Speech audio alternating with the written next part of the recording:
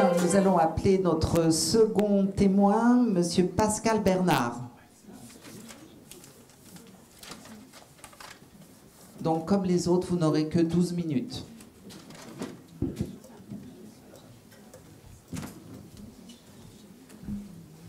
Vos noms, prénoms?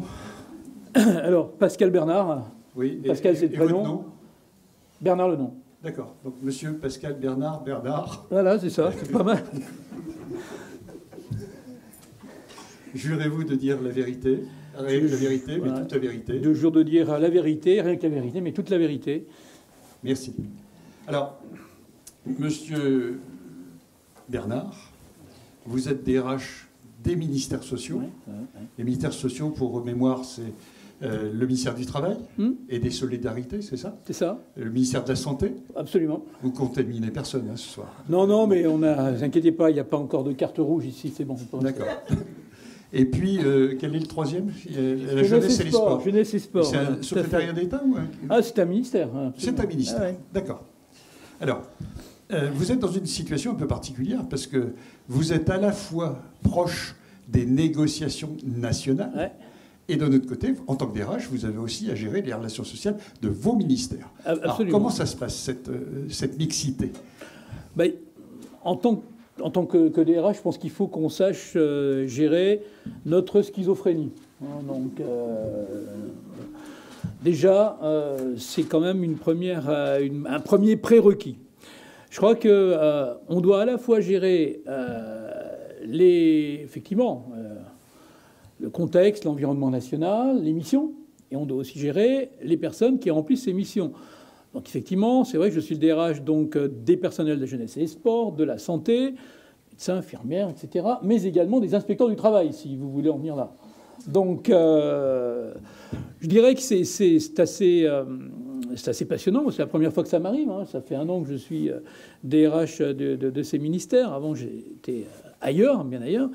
Et que quand vous arrivez, que vous avez rencontré donc, les inspecteurs du travail en tant que DRH, donc, et que vous vous retrouvez en position de gérer le dialogue social avec eux, c'est pas intuitif, mais c'est passionnant.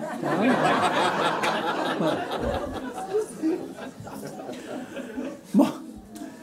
Et finalement, vous vous apercevez vite que ce sont des fonctionnaires, je ne vais pas dire des salariés, j'ai envie de terminer la soirée en bon état, comme les autres, et qu'on retrouve les mêmes règles de dialogue social. Je rejoins un peu Jean-Christophe, dans le dialogue social, c'est un peu un système où il y a le management d'un côté, le personnel de l'autre, les représentants du personnel de l'autre, et la DRH qui a toujours une place un peu à part.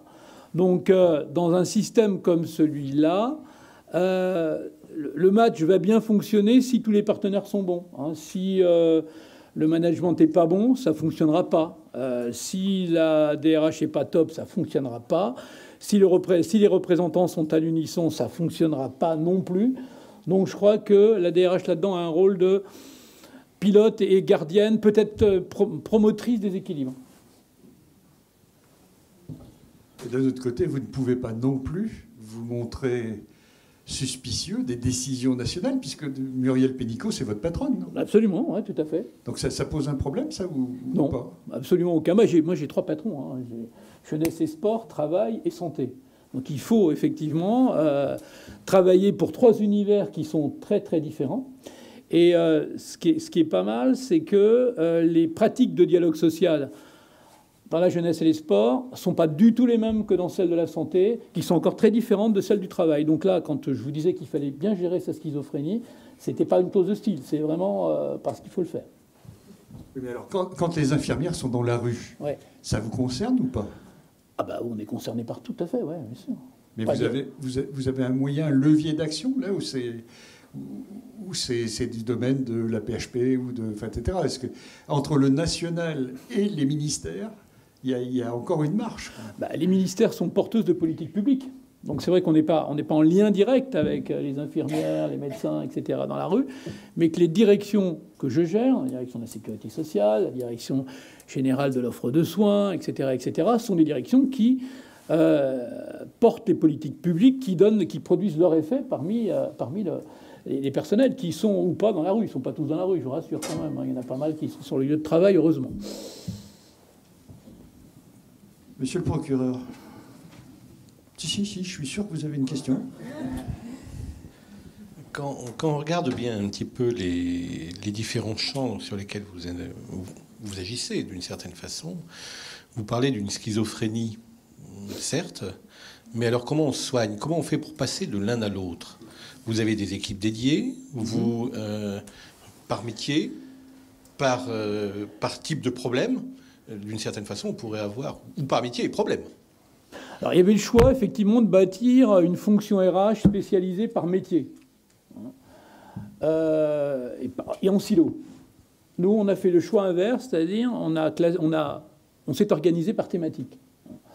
Parce que ce qui est important, c'est de repérer ce qui, dans des champs professionnels différents, fait sens et donne une base commune. Donc moi, je préfère avoir une équipe dialogue social qui va traiter santé, travail, et jeunesse et sport, plutôt qu'avoir des gens dédiés pour le silo jeunesse et sport, le silo travail, etc. Parce que ça nous aide à combattre le corporatisme. On est tous en train de râler contre le corporatisme, contre le travail en silo. Si je recrée, moi, un dialogue social en silo, alors qu'on veut créer justement dans le groupe de ce qu'on appelle les ministères sociaux une certaine identité, j'aurais tout faux. Donc pour répondre à votre question, on passe de l'un à l'autre, et je dirais que c'est rafraîchissant. Ça nous oblige, nous, à avoir des postures sans cesse adaptées, et on évite de tomber dans la routine. Quand vous discutez avec les profs de sport, qu'ensuite vous passez avec les inspecteurs du travail, vous êtes obligé de changer de logiciel. Et donc ça préserve, je dirais, une certaine agilité intellectuelle. Mais en définitive, dans les relations que vous avez avec les représentants du personnel à leur plus haut niveau dans chacun de ces ministères, oui. En définitive, ils ne vont pas fonctionner eux aussi de la même manière en se coordonnant? Alors, quelquefois, ils se coordonnent, bien sûr, ça c'est clair, mais on constate quand même qu'il y a une imprégnation métier qui est assez forte. Ça vient du vécu professionnel de chacun. Je pense qu'on connaît tous. Avant, j'étais à la Poste. Le métier de postier, c'est quelque chose aussi. Auparavant, j'étais dans le domaine de l'eau, voilà, etc.